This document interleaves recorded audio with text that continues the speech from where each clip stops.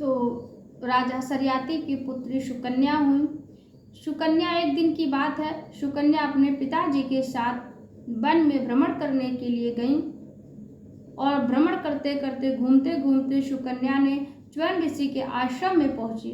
और आश्रम में भ्रमण करते करते जब वहां सुकन्या पहुंचती हैं तो सुकन्या देखती है कि दीमक की मिट्टी एकत्रित हुई है और उसमें से 2 ज्योति निकल रही हैं। सुकन्या ने क्या किया कि एक कांटे को लिया, उस कांटे को लेकर के उसमें जो 2 ज्योति निकल रही थी उसको बीध दिया।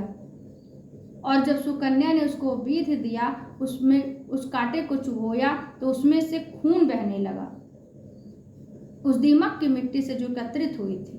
और जब खून बहने लगा तो उस समय सुकन्या ने जिन ज्योति को देखा था वहां च्वन ऋषि की आंखें थी। तपस्या करने के कारण उनके शरीर में दीमक लग गए थे। और जब यह सब राजा सरियाती को ज्ञात होता है, पता चलता है कि हमारे पुत्री के द्वारा यह अपराध हो गया है, उनकी पुत्री के द्वारा जब अपराध राजा सरियाती को पता चलता तो उन्होंने च्वन ऋषि से क्षमा मांगी। च्वन ऋषि ने राजा सरियाती से कहा कि राजन, आपकी बेटी की बचपना के कारण मेरे दोनों नेत्रों की ज्योति चली गई है, अब मेरा जीवन यापन कैसे होगा। तब राजा सरियाती ने कहा कि आप चिंता ना करें। और इतना कहकर उन्होंने अपनी पुत्री सुकन्या का हाथ च्वन ऋषि के हाथ में दे दिया और कहा, आज से यह मेरी पुत्री आपकी सेवा करेगी, क्योंकि यह आपकी पत्नी हो गई है। और यहाँ पर राजा सरियाती अपनी पुत्री का हाथ च्वन ऋषि के हाथ में दे करके वहाँ से चले जाते हैं।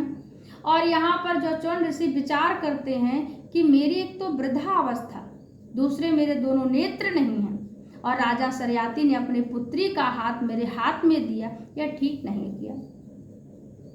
राजा सरियाती अपने पुत्री के साथ ही ठीक नहीं किया, एक वृद्ध के हाथ में अपने पुत्री का हाथ दे दिया, मेरे दोनों नेत्र भी नहीं हैं। तब उस समय च्वन ऋषि ने अश्विन कुमारों को बुलाया।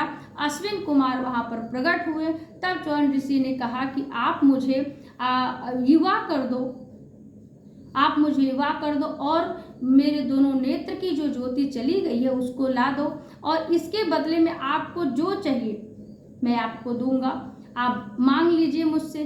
तब अश्विन कुमारों ने कहा कि हे महात्मा, हे ऋषि, यह आप मुझे जो कुछ देना चाहते हैं तो देखिए, यज्ञ में मुझे सोम रस का पान का अधिकार प्राप्त नहीं हुआ है, और यदि आप मुझे अधिकार दिला देंगे तो मैं आपका यह कार्य अवश्य कर दूंगा।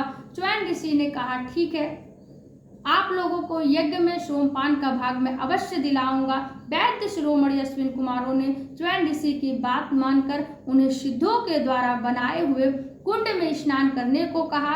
और जैसे ही ऋषि ने स्नान किया उस कुंड में, तब उनका बुढ़ापा दूर हो जाता है और उनके दोनों नेत्रों की ज्योति आ जाती है। तो च्वन ऋषि ने सोमपान का अनुष्ठान कराया राजा सरियाती से, और सोमपान के अधिकारी होने पर भी ना होने पर भी उन्हें सोमपान का अधिकारी बना दिया। अपने प्रभाव से अश्विन कुमारों को सोमपान कराया।